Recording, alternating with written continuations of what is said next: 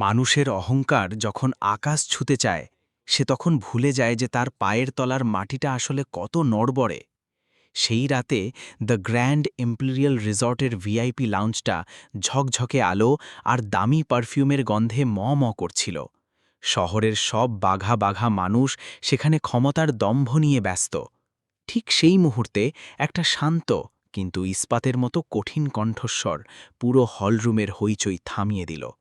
মানুষটার পরনে সাধারণ মালির ময়লা পোশাক, কিন্তু তার চোখের চাহনিতে ভয়ের লেশ মাত্র নেই, বরং সেখানে ছিল এক আসন্ন ধ্বংসের পূর্বাভাস। এই অপমান কেবল এক সাধারণ মানুষের লাঞ্ছনা ছিল না, ছিল এক বিশাল সাম্রাজ্যের পতনের প্রথম ধাপ। জীর্ণ পোশাকের নিচে লুকিয়ে থাকা আসল মানুষটা যখন গর্জে ওঠে, তখন নিয়তির চাকা উল্টো ঘুরতে বাধ্য। লাউঞ্জের এক কোণ থেকে সুপারভাইজার মিস্টার রয় চিৎকার করে উঠলেন, ওই ভিখারি, ভিআইপিদের এই আভিজাত্যের মাঝে তোর মতো একটা ছোট লোকের সাহস হয় কি করে ঢোকার? নিজের জাত ভুলে গেছিস? এই মুহূর্তে এখান থেকে দূর হ। তোর আস্পর্ধা দেখে তো আমার রক্ত গরম হয়ে যাচ্ছে। আমাদের মতো উঁচু তলার মানুষের পাশে দাঁড়িয়ে কথা বলার যোগ্যতা তোর জন্মেও হবে না। তিনি পাশেই দাঁড়িয়ে থাকা সিকিউরিটিকে ইশারা করে বললেন, এই আপদটাকে ঘাড় ধাক্কা দিয়ে বাইরে ফেলে দাও তো। আরিয়ান খুব ধীর স্থিরভাবে দাঁড়িয়েছিল। চোখের পলক না ফেলে সে শান্ত গলায় বলল, আমি কোনো অন্যায় করিনি সাহেব, আমি তো সাধারণ একজন মানুষ। আমাকে ওই বাগানের ওই বিদেশি গাছগুলো ছাঁটাই করার কাজ দেওয়া হয়েছিল, আমি শুধু সেটাই করছিলাম। মিস্টার রয় যেন রাগে ফেটে পড়লেন। তুই এখন আমাকে কাজ শেখাতে আসছিস? 2 পয়সার চাকর হয়ে মুখে মুখে তক্ক করিস? ভালো চাস তো চুপচাপ বেরিয়ে যা, নয়তো তোকে এই মাটিতেই পুঁতে ফেলব। এই, দাঁড়িয়ে আছিস কেন? টেনে হিঁচড়ে বের করে কে? এমন শিক্ষা দে যেন কোনোদিন কোনো বড়লোকের সামনে মাথা তুলে দাঁড়ানোর সাহস না পায়। আরিয়ানের চোয়াল শক্ত হয়ে এলো। এবার তার গলার স্বর বদলে গেল। আমার এই অভাব নিয়ে অনেক বিদ্রূপ করেছেন, এবার থামুন। আমি এখন কি করতে পারি তা আপনাদের কল্পনার বাইরে। শুধু 24টা ঘণ্টা সময় দিন। এই শহরের সবথেকে প্রতাপশালী মানুষটা আমার সামনে এসে হাঁটু গেড়ে ক্ষমা চাইবে। মনে রাখবেন, আরিয়ানের এই চুপ করে থাকাটা কোনো দুর্বলতা ছিল না, এটা ছিল ঝড়ের আগের নিস্তব্ধতা।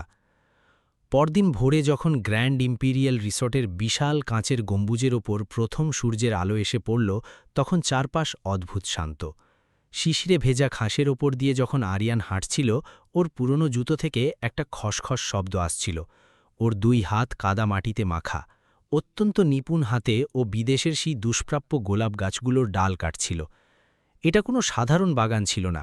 শিল্পপতি বিক্রম সিংহানিয়ার মেয়ের রাজকীয় বিয়ের আসর বসবে এখানে। প্রতিটি লতাপাতা বিদেশ থেকে বিশেষ বিমানে আনিয়েছেন তিনি।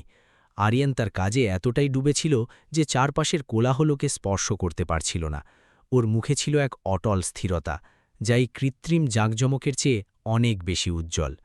ও প্রতিটি পাতাকে এত মমতায় পরিষ্কার করছিল যেন ওগুলো কোনো জড় বস্তু নয়, বরং পৃথিবীর শ্রেষ্ঠ কোনো সম্পদ। আরিয়ানের পরনে ছিল স্রেফ এক সাধারণ দিনমজুরের ময়লা পোশাক, কিন্তু ওর চোখের মণিতে এমন এক ধারালো দীপ্তি ছিল যা কোনো সাধারণ শ্রমিকের থাকার কথা নয়। ঠিক সেই মুহূর্তেই সুপারভাইজার মিস্টার রয় প্রায় দৌড়াতে দৌড়াতে বাগানে ঢুকলেন। রাগে তার মুখমণ্ডল টকটকে লাল হয়ে ফুলে উঠেছে। চিৎকার করে আরিয়ানকে উদ্দেশ্য করে তিনি বললেন, এখনও এই চারাগুলো নিয়েই পড়ে আছিস? তোর কি আক্কেল জ্ঞান একদম লোপ পেয়েছে? জানিস আজ এখানে কত বড় উৎসব? ম্যানেজারের উত্তেজনায় বুক ওঠানামা করছিল। আঙুল উঁচু করে শাসিয়ে বললেন, আজ রাতে শহরের সব রথী মহারথীরা এখানে পা রাখবেন। যদি একটা ফুলের পাপড়িও এদিক সেদিক দেখি, তবে তোর গায়ের চামড়া আমি আস্ত রাখব না, মনে রাখিস। আরিয়ান ধীরে সুস্থে হাতের কাঁচিটা ঘাসের ওপর রাখল। তারপর সোজা মিস্টার রায়ের চোখের দিকে তাকিয়ে নির্ভীক গলায় বলল, এগুলো বিরল প্রজাতির অর্কিড। জোর করে এদের ফোটানো যায় না। আপনি চাইলেই এরা প্রকৃতির নিয়ম ভেঙে হুট করে উজ্জ্বল হয়ে উঠবে না। মিস্টার রায় রেগে মাটিতে পা ঠুকে বললেন, আমাকে তোর পণ্ডিতি শোনানোর দরকার নেই, কাজ কতদূর হলো সেটা দেখ। শিল্পপতি বিক্রম সিংহানিয়া স্যার যে কোনো সময় চলে আসবেন। উনি কাজে সামান্যতন খুঁতো সহ্য করেন না। আরিয়ান শুধু মাথা নেড়ে সায় দিল। ওর গলায় এক অদ্ভুত আত্মবিশ্বাস। নিশ্চিন্তে থাকুন সাহেব, ভুল হওয়ার কোনো সুযোগ নেই। সব ঠিক সেভাবেই ঘটবে যেভাবে পরিকল্পনা করা হয়েছে। আরিয়ানের এই ছোট উত্তরের আড়ালে যে কি গভীর রহস্য লুকিয়েছিল তা উদ্ধত মিস্টার রায় তার অহংকারের বশে টেরই পেলেন না। তিনি বিড়বিড় করতে করতে গজগজ করে চলে গেলেন। আরিয়ান আবার নিজের কাজে ডুবে গেল।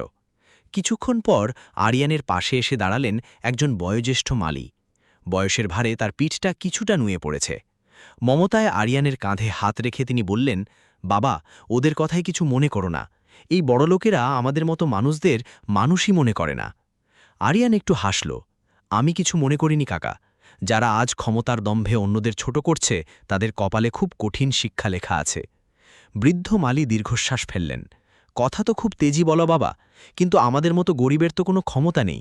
মুখ বুজে সহ্য করাই আমাদের ভাগ্য। আরিয়ান নিজের কাদামাখা হাত পরিষ্কার করতে করতে দীর্ঘ কঞ্চে বলল, ক্ষমতা পোশাকে থাকে না কাকা, থাকে মানুষের সংকল্পে। আর আমার সংকল্প হিমালয়ের চেয়েও শক্ত। বৃদ্ধ মালী অবাক হয়ে আরিয়ানের দিকে চাইলেন। স্মিত হেসে বললেন, বয়স কম তো, তাই রক্তে তেজ বেশি। রূঢ় বাস্তব যখন সামনে আসবে তখন সব ঠিকই বুঝে যাবে। আরিয়ান শুধু তীক্ষ্ণ স্বরে উত্তর দিল, সময় সব বদলে দেয় কাকা। আর আমার বিশ্বাস আজকের এই দিনটাই অনেক কিছু বদলে দিতে চলেছে। আরিয়ানের মনের ভেতর তখন এক বিশাল নকশা তৈরি হচ্ছিল। সে পকেট থেকে একটা পুরনো হলদেটে হয়ে যাওয়া ডায়েরি বের করল। এই ডায়েরির পাতায় পাতায় ওর বাবার সেই স্বপ্নগুলো লেখা ছিল যেগুলোকে কিছু লোভী মানুষ বুটের নিচে পিষে মেরে ফেলেছিল। ডায়েরির পাতায় হাত বোলাতেই আরিয়ানের চোখে এক পলকের জন্য জল এসে পড়ল। মনে পড়ে গেল সেই জনাকীর্ণ সভার কথা, যেখানে ওর বাবাকে প্রকাশ্যে লাঞ্ছনা করা হয়েছিল। আর সেই অপমানের মূল কারিগর ছিলেন স্বয়ং বিক্রম সিংহানিয়া। পরের মুহূর্তেই সেই চোখের জল আগুনের মতো জ্বলে উঠল। বাবার কাছে করা সেই কঠিন প্রতিজ্ঞার কথা ওর কানে বাজছিল। এই অহংকারী মানুষদের এমন শিক্ষা দেবে যা তারা কোনোদিন ভুলবে না। নিজের তিল তিল করে গড়ে তোলা গোপন কর্পোরেট সাম্রাজ্য আর নিজের মেধার ওপর ওর অগাধ বিশ্বাস ছিল। আজই সেই মাহেন্দ্রক্ষণ। বছরের পর বছর এই দিনটার জন্যই ও অপেক্ষা করেছে। আজ সে তার শত্রুর সবথেকে কাছে। একটু পরেই মিস্টার রায় ইটালিয়ান কিছু চারা গাছ নিয়ে আবার ফিরলেন। এবার তার চোখে মুখে আতঙ্ক।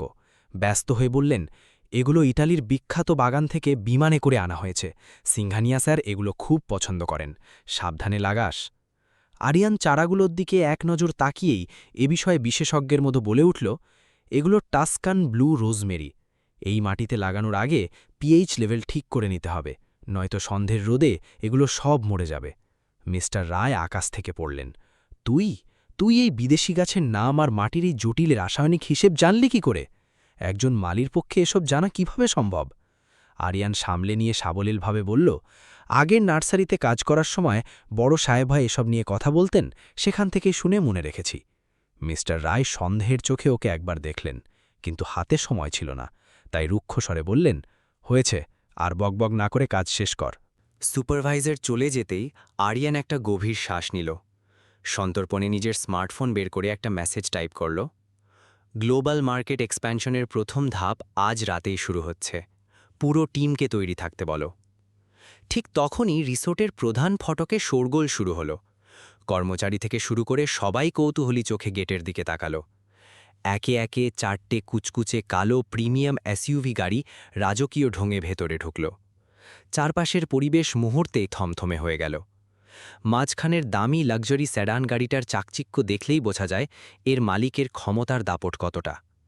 গাড়িগুলো থামতেই কালো স্যুট পরা একদল সিকিউরিটি গার্ড পজিশন নিয়ে নিল। আরিয়ান তার জায়গা থেকে স্থির হয়ে দেখল গাড়ি থেকে সেই মানুষটা নামছে। গাড়ির ভারী দরজাটা বেশ আয়েশ করে খুলে গেল। সেখান থেকে পা রাখলেন বিক্রম সিংহানিয়া। লোকটার হাবভাব আর চালচলনে সেই চেনা দম্ভ, ঠিক যেমনটা বহু বছর আগে ছিল। এই একই ঔদ্ধত্য আর নিষ্ঠুরতা সেদিন আরিয়ানের সাজানো সংসারটাকে তাসের ঘরের মতো গুড়িয়ে দিয়েছিল। গাড়ি থেকে নেমেই বিক্রম তার চারপাশের মানুষগুলোর দিকে এমনভাবে তাকালেন যেন তারা কোনো রক্তমাংসের মানুষ নয়, স্রেফ তুচ্ছ কোনো পতঙ্গ। তার কর্কশ গলার চিৎকারে সুপারভাইজার মিস্টার রয় থর থর করে কেঁপে উঠলেন। এদিকে আরিয়ানের হাতের কাঁচিটা সে এত জোরে চেপে ধরল যে ওর আঙুলের গিঁটগুলো সাদা হয়ে গেছে।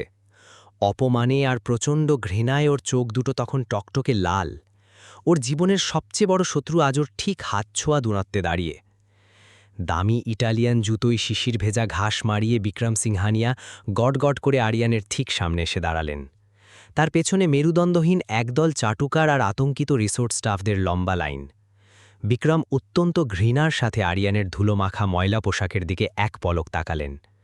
তারপর সুপারভাইজারের দিকে ঘুরে বজ্র কণ্ঠে গর্জে উঠলেন, আমার জীবনের এত বড় একটা দিনে এই নোংরা ভিখারিগুলোকে এখানে কেন ভিড় করে রেখেছ?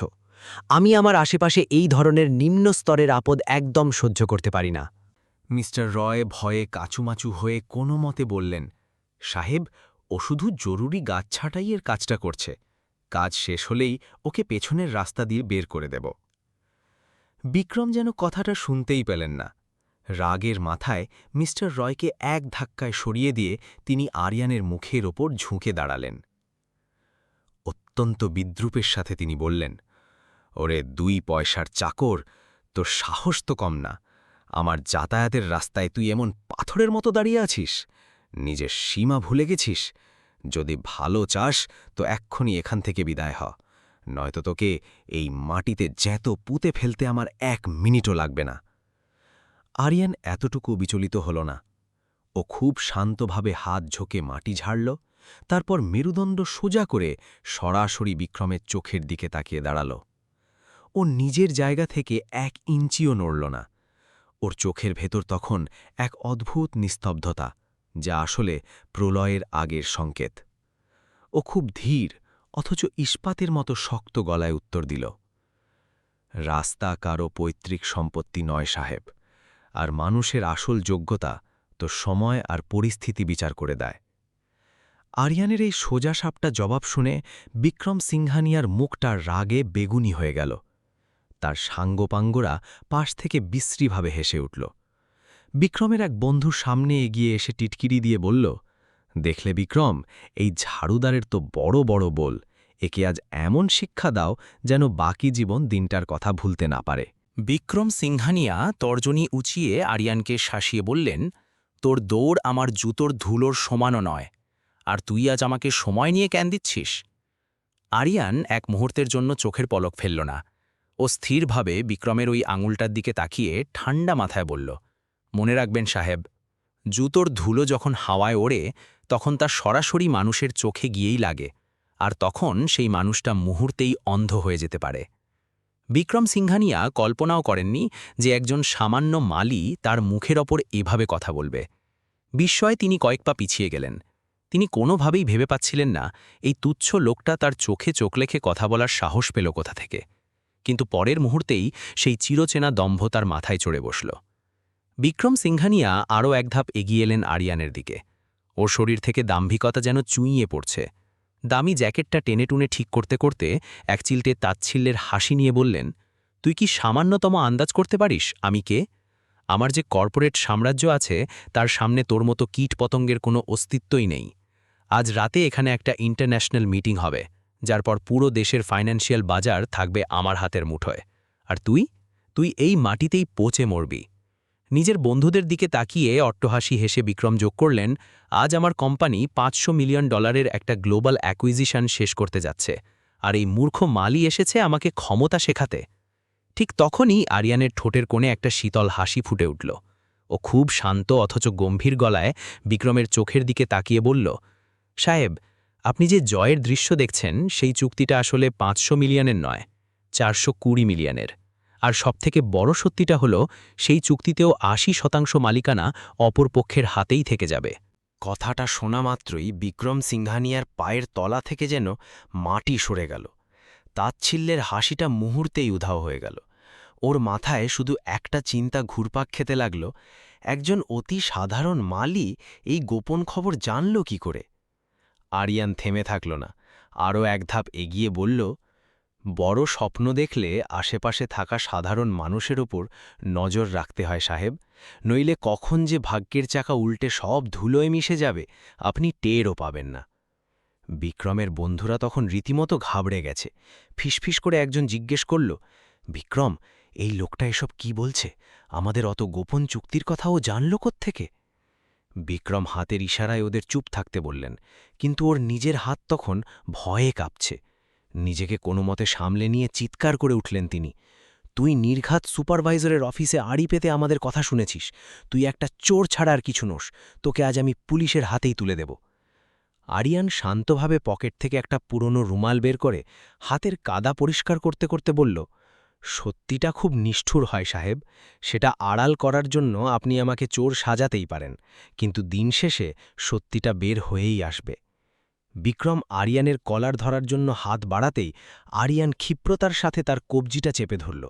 আরিয়ানের হাতের বাঁধনি এতটাই শক্ত ছিল যে যন্ত্রণায় বিক্রম কোকিয়ে উঠলেন। আরিয়ান ওর চোখের দিকে স্থিরভাবে তাকিয়ে বলল, শক্তির বড়াই করা ভালো না সাহেব। যখন অহংকারের দেওয়াল ভেঙে পড়ে তখন সেই পতনের শব্দ অনেক দূর পর্যন্ত শোনা যায়। বিক্রম এক ঝটকায় হাত ছাড়িয়ে নিয়ে পিছিয়ে গেলেন। ওর চোখের সামনে আরিয়ানের মধ্যে এমন এক রাজকীয় আত্মবিশ্বাস ফুটে উঠল যা কোনো সাধারণ শ্রমিকের মধ্যে থাকা অসম্ভব। রিসর্টে তখন ভিআইপি অতিথিরা আসতে শুরু করেছেন। বিক্রম বুঝলেন এখন দৃশ্য তৈরি করলে ওরই সম্মান যাবে। যাওয়ার সময় দাঁতে দাঁত চেপে শাসিয়ে গেলেন, আজকের রাতটা আমার সাফল্যের রাত। তুই যদি কোনোভাবে আমার পথে আসিস তবে তোকে এই শহর থেকে নিশ্চিহ্ন করে দেব। আরিয়ান নিজের ঝুড়িটা কাঁধে তুলে নিয়ে নির্বিকার ভঙ্গিতে বলল, আপনার ফেরার পথ তো অনেক আগেই বন্ধ হয়ে গেছে সাহেব। শুধু সেই তেতো সত্যিটা আজ রাতে আপনার হাড়ে মজ্জায় উপলব্ধি হবে। বিক্রম রাগে গজগজ করতে করতে চলে গেলেন, কিন্তু ওর মাথা তখন কাজ করছিল না। আরিয়ান শান্তভাবে তাকিয়ে রইল ওদের চলে যাওয়ার দিকে। ও আবার নিজের গাছেদের কাছে ফিরে গেল এবং একটা টকটকে লাল গোলাপ সাবধানে কেটে নিল, ঠিক যেন কোনো শত্রুর শিকড় উপড়ে ফেলল। ওর মনে তখন বারবার সেই দিনগুলোর কথা ভেসে উঠছিল যখন বিক্রম সিংহানিয়া ওর পরিবারকে সর্বশান্ত করে দিয়েছিল। আজ সেই হিসেব মেটানোর মাহেন্দ্রক্ষণ। বিকেলের আলো ফুরিয়ে আসছে। রিসোর্টের কোণে দাঁড়িয়ে আরিয়ান সবকিছু তীক্ষ্ণ নজরে পরখ করছিল। ওর মাথায় তখন এক বিশাল ব্যবসায়িক চাল খেলা করছে। ঠিক তখনই ওর এক পুরনো সহকর্মী, যে রিসোর্টে সাফাইয়ের কাজ করে, ভয়ে ভয়ে এগিয়ে এলো। ভাই আরিয়ান, তুই সিংহানিয়া সাহেবের সাথে ঝগড়া করে বড় ভুল করলি। আরিয়ান ওর কাঁধে হাত রেখে বলল, যারা নিজেদের ভগবান মনে করে তাদের মাটিতে নামিয়ে আনাটা খুব জরুরি কাকা। আরিয়ান পকেটে থাকা স্মার্টফোনটা একবার স্পর্শ করল। এটা কোনো সাধারণ ফোন নয়। এর একটা সংকেতেই পুরো আন্তর্জাতিক শেয়ার বাজারে প্রলয় আসতে পারে। সন্ধ্যা নামতেই রিসর্টটার রং বেরঙের আলোয় ঝলমলিয়ে উঠল। ধনাঢ্য ব্যক্তিদের ভিড় বাড়তে লাগল। আরিয়ান ওর সেই ধুলোমাখা ময়লা পোশাকেই এক কোণে দাঁড়িয়ে রইল, কিন্তু ওর চোখের উজ্জ্বলতা তখন যে কাউকে হার মানাতে পারে। আরিয়ান খুব সাবধানে জ্যাকেটের পকেট থেকে একটা ছোট্ট ব্লুটুথ ইয়ারপিস বের করে কানে লাগাল। একটা বোতাম টিপতেই ওপার থেকে পেশাদার এক কণ্ঠস্বর ভেসে এলো, স্যার, বোর্ড মিটিং একদম তৈরি, সবাই আপনার নির্দেশের অপেক্ষায় আছে। আরিয়ান খুব নিচু কিন্তু পাথরের মতো কঠিন গলায় বলল, দেরি করো না, এখনই ওই কোম্পানির হস্টাইল টেক ওভার শুরু করো। ওদের সব ব্যাঙ্ক অ্যাকাউন্ট ফ্রিজ করার অর্ডার এখনই পাঠিয়ে দাও। ঠিক তখন আরিয়ানের পাশ দিয়ে এক ওয়েটার ট্রে হাতে যাচ্ছিল। ওয়েটার আরিয়ানের ময়লা পোশাকের দিকে একবার তাকিয়ে মুখ কুঁচকে বলল, এটা ভিআইপিদের জায়গা, তোর মতো ছোট লোকের জন্য পেছনের দিকে কল লাগানো আছে, ওখানেই গিয়ে তৃষ্ণা মেটা।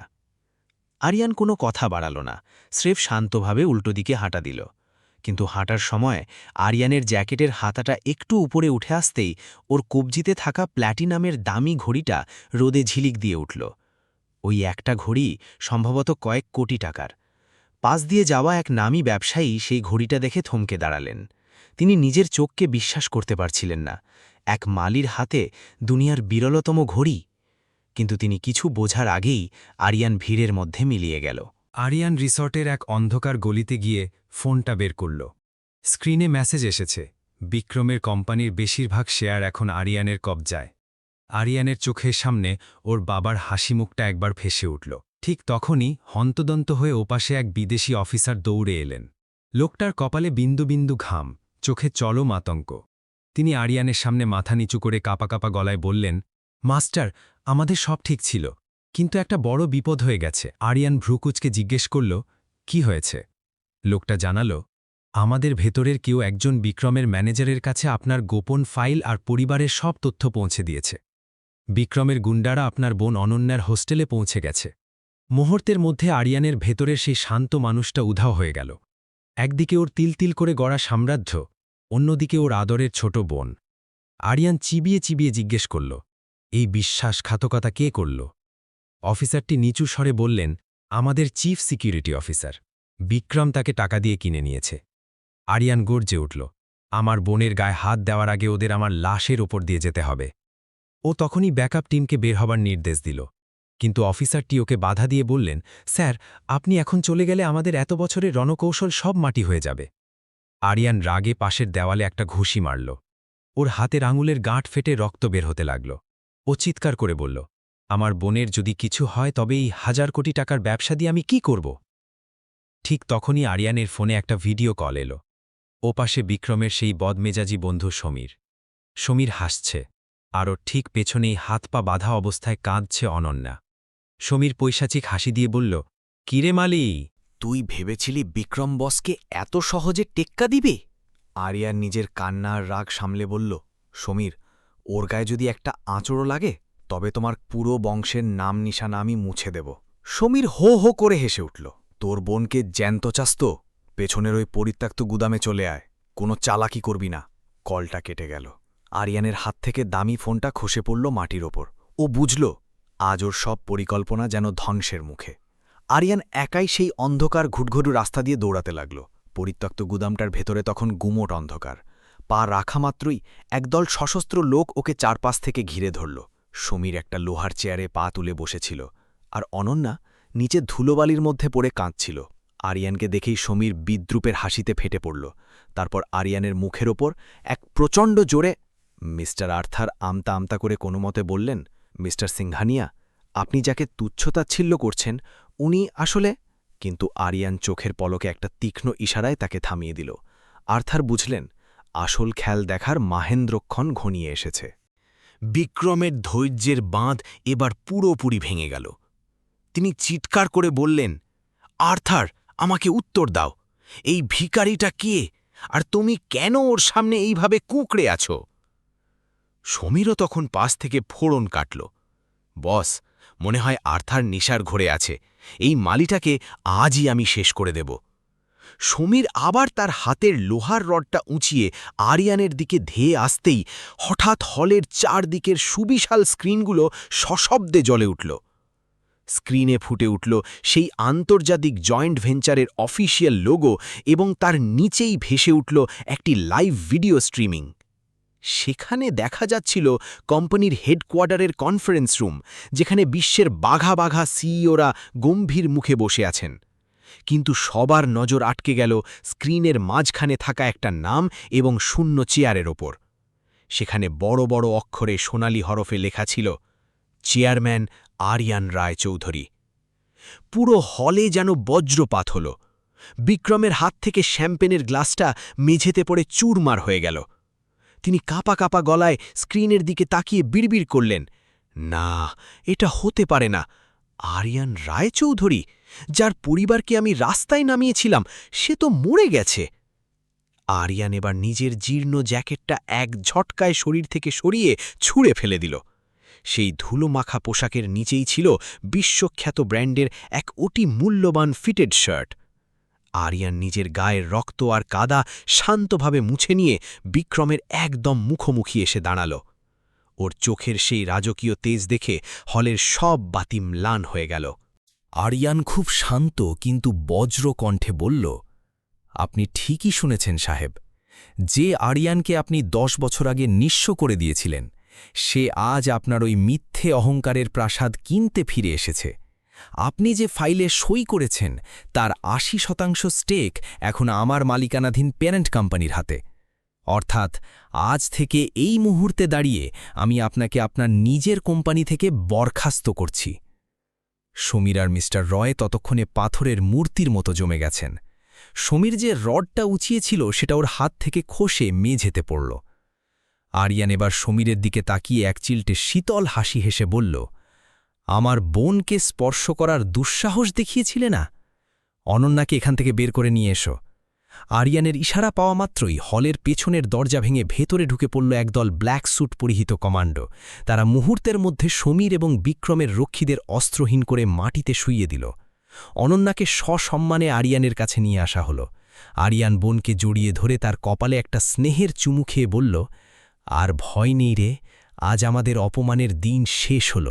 বিক্রম সিংঘানিয়া তখন পাগলের মতো আচরণ করতে শুরু করেছেন। তিনি প্রতিনিধিদের দিকে তাকিয়ে চিৎকার করলেন, আর্থার, এটা চক্রান্ত, আমি আমার কোম্পানি দেব না। সিকিউরিটি, এই লোকটাকে এখান থেকে বের করে দাও। আর্থার এবার করুণার চোখে বিক্রমের দিকে তাকিয়ে বললেন, মিস্টার সিংঘানিয়া, আপনি যার ডিল সই করেছেন তাতে ছোট হরফে লেখা ছিল যে কোম্পানির মালিকানা পরিবর্তনের সাথে সাথে বর্তমান বোর্ড বাতিল হয়ে যাবে, আর নতুন মালিক চাইলে আপনাকে 1 মিনিটের নোটিশে বের করে দিতে পারেন। আর সেই মালিক আপনার সামনেই দাঁড়িয়ে আছেন। আরিয়ান এবার 1 পা এগিয়ে বিক্রমের কানে কানে খুব নিচু স্বরে বলল, যে কাদা আপনি আমার গায়ে মাখিয়েছিলেন সাহেব, আজ সেই কাদায় আপনার রাজকীয় ডিল ধুলোয় মিশে গেল। কাল সকালে এই শহর দেখবে বিক্রম সিংঘানিয়া দেউলিয়া হয়ে গেছে, আর পরশু সকালে আপনার বাড়ির নিলাম হবে। বিক্রম 2 পা পিছিয়ে গিয়ে ধপ করে একটা চেয়ারে বসে পড়লেন। তার সেই আভিজাত্য, সেই দামি স্যুট আর ক্ষমতার দম্ভ সবই যেন এক লহমায় তাসের ঘরের মতো ধসে পড়ল।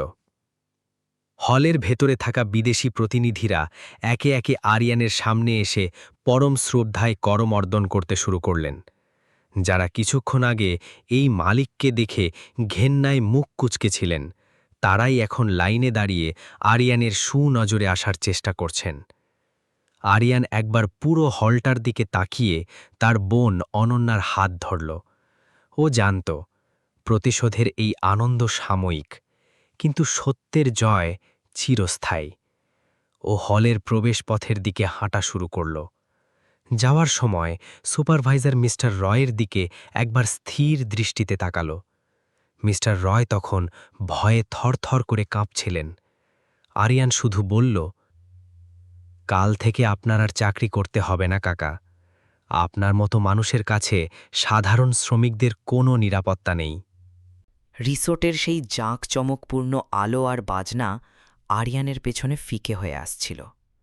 ও যখন রিসোর্টের সদর দরজা দিয়ে বেরিয়ে এলো, তখন আকাশের চাঁদটা খুব উজ্জ্বল হয়ে জ্বলছিল। আরিয়ান পকেট থেকে সেই রক্তলাল গোলাপটা বের করল, যাও দুপুরে ডাল থেকে কেটেছিল। ওটা রিসোর্টের গেটে ফেলে দিয়ে ও বিড়বিড় করে বলল, বাবা, আজ সব হিসাব মিটিয়ে দিলাম। পেছনে পড়ে রইল বিক্রম সিংঘানিয়ার হাহাকার, আর সামনে শুরু হল আরিয়ান রায়চৌধুরীর এক নতুন রাজত্ব, যেখানে ক্ষমতা কেবল টাকার জোরে নয়, বরং সত্য আর সাহসের ওপর দাঁড়িয়ে থাকে। নিদারুণ সত্যটা শোনামাত্রই যেন এক জীবন্ত লাশে পরিণত হল। তার গলা দিয়ে আর কোনো স্বর বেরোল না, কেবল শূন্য দৃষ্টিতে মেঝের দিকে তাকিয়ে রইল। কিছুক্ষণ আগে সেই রাজকীয় আভিজাত্য, দম্ভ আর ক্ষমতার হুঙ্কার সবই এখন রিসোর্টের দামি কার্পেটে লুটোপুটি খাচ্ছে। আরিয়ান এবার সমীরের দিকে ঘুরল। কমান্ডোদের ইশারায় সমীরকে টেনে তুলে দাঁড় করানো হল। ভয়ে সমীরের প্যান্ট ততক্ষণে ভিজে একাকার। আরিয়ান অত্যন্ত নিচু কিন্তু ধারালো গলায় বলল, তুমি আমার বোনকে ভয় দেখিয়েছিলে, তাই না? আজ থেকে তোমার জীবনের প্রতিটি মুহূর্ত এমন আতঙ্কের মধ্যে কাটবে যে তুমি নিজের ছায়াকেও বিশ্বাস করতে পারবে না। কমান্ডোরা ঘাড় ধরে সমীরকে লাউঞ্জের বাইরে নিয়ে গেল। ভিআইপি লাউঞ্জের ভেতর তখন শ্মশানের মতো নিস্তব্ধতা। এতক্ষণ যারা বিক্রানের সাথে শ্যাম্পেনের গ্লাস হাতে নিয়ে হাসাহাসি করছিল, তারা এখন ভয়ে সিটিয়ে আছে। আরিয়ান পুরো হলের দিকে একবার শান্ত দৃষ্টিতে তাকাল। তারপর খুব স্বাভাবিক গলায় বলল, আজকের এই ডিল এখানেই সমাপ্ত। আপনাদের আর আটকে রাখব না, আপনারা এবার আসতে পারেন। কারো মুখে কোনো টু শব্দ নেই। বড় বড় বিজনেসম্যান আর বিদেশি প্রতিনিধিরা মাথা নিচু করে ঘাম মুছতে মুছতে এক এক করে লাউঞ্জ ছাড়তে শুরু করল। মিনিট 15 পরেই সাইরেন বাজিয়ে সেখানে পুলিশের একাধিক গাড়ি এসে হাজির হল। আরিয়ানের লিগ্যাল টিমের জমা দেওয়া জালিয়াতি, প্রতারণা আর জোরপূর্বক হোস্টাইল টেকওভারের মামলার ভিত্তিতে পুলিশ সরাসরি বিক্রম সিংঘানিয়াকে হাতকড়া পড়াল। বিক্রম তখন পুরোপুরি নির্বাক, যেন তার আর কিছুই হারানোর বাকি নেই। পুলিশ তাকে যখন টেনে হিঁচড়ে গাড়ির দিকে নিয়ে যাচ্ছিল, আরিয়ান দূর থেকে শুধু একটা কথাই বলল, জেলে বসে এবার হিসেব মেলাবেন সাহেব, কোথায় ভুল করেছিলেন। হয়তো জীবনের আসল অঙ্কটা এবার বুঝতে পারবেন। সবাই চলে যাওয়ার পর বিশাল সেই লাউঞ্জে কেবল আরিয়ান আর ওর ছোট বোন অনন্যা দাঁড়িয়ে রইল। অনন্যা দৌড়ে এসে দাদাকে জড়িয়ে ধরে ফুঁপিয়ে কেঁদে উঠল। আরিয়ান পরম স্নেহে বোনের মাথায় হাত বুলিয়ে দিতে দিতে বলল, সব শেষ হয়ে গেছে রে পাগলি, আর কেউ আমাদের ছুঁতেও পারবে না। রিসর্টের বাইরে তখন রাতের অন্ধকার কেটে গিয়ে ভোরের আবছা আলো ফুটতে শুরু করেছে। সমস্ত অহংকার আর প্রতিশোধের আগুন পেছনে ফেলে নতুন এক ভোর। আরিয়ান বোনের হাত ধরে সেই নতুন আলোর দিকে পা বাড়াল। ও ঠোঁটের কোণে তখন আর কোনো রহস্যময় হাসি নয়, বরং এক দীর্ঘ শান্তির শ্বাস।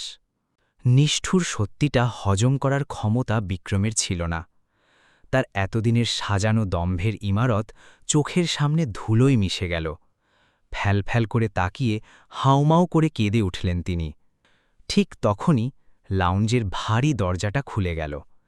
আরিয়ানের কমান্ডোরা ওর ছোট বোন অনন্যাকে নিরাপদে ভেতরে নিয়ে এলো। বোনকে দেখামাত্রই আরিয়ানের চোখের সেই খুনে দৃষ্টি নিমেষে উধাও হয়ে গেল।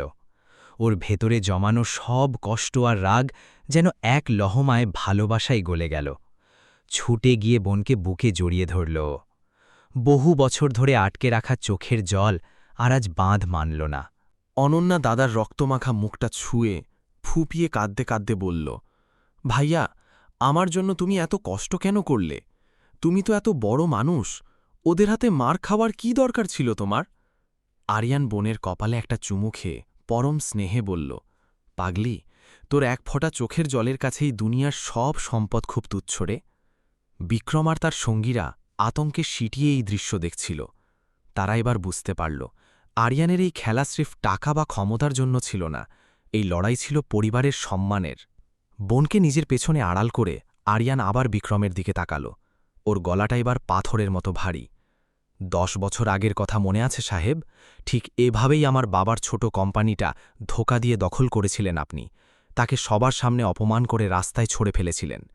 বাবা সেই শোক সামলাতে পারেননি, বুক ভরা কষ্ট নিয়ে পৃথিবী থেকে বিদায় নিয়েছিলেন। আরিয়ান একটু থামল। পুরো হলে তখন পিনপতন নীরবতা। ও আবার বলতে শুরু করল, সেই দিন বাবার চিতার সামনে দাঁড়িয়ে একটা ছেলে প্রতিজ্ঞা করেছিল সে ফিরে আসবে, আর আপনার এই অহংকারের প্রাসাদ এভাবেই ভেঙে গুড়িয়ে দেবে।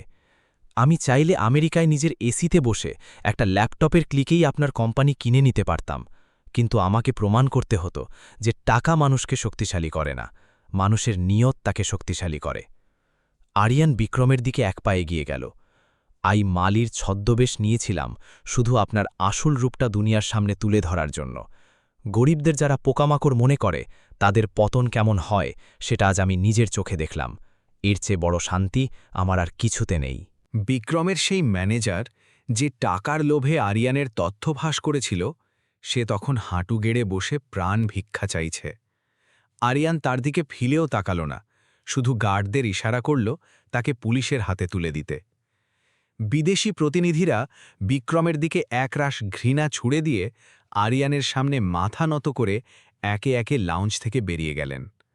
বিক্রম এখন পুরো একা, সর্বশান্ত। তার টাকা, ক্ষমতা, বন্ধু, সম্মান সব শেষ। আরিয়ান নিজের বোনের হাত শক্ত করে ধরে লাউঞ্জ থেকে বেরিয়ে এলো। বাইরে তখন হাজারো ভিআইপি মেহমান আর মিডিয়ার ভিড়, কিন্তু তারা সবাই আজ এক অঘোষিত সম্রাটের সম্মানে দুপাশে সরে গিয়ে রাস্তা করে দিল। আরিয়ান শেষবারের মতো একবার পেছনে ফিরে তাকাল। বিক্রম ঠিক সেভাবেই মাটিতে বসে কাঁদছেন যেমনটা ওর বাবা একদিন কেঁদেছিলেন। সময়ের চাকা আজ নিজের পুরো বৃত্ত সম্পন্ন করেছে। আরিয়ান বোনকে নিয়ে কালো লাক্সারি গাড়িতে বসল। গাড়ি দ্রুত গতিতে হোটেল ছাড়িয়ে শহরের রাস্তায় মিশে গেল। আরিয়ান গাড়ির জানালা দিয়ে খোলা আকাশের দিকে তাকিয়ে একটা গভীর স্বস্তির নিঃশ্বাস ফেলল। আজও বহু বছরের বুকের বোঝা নেমে গেছে।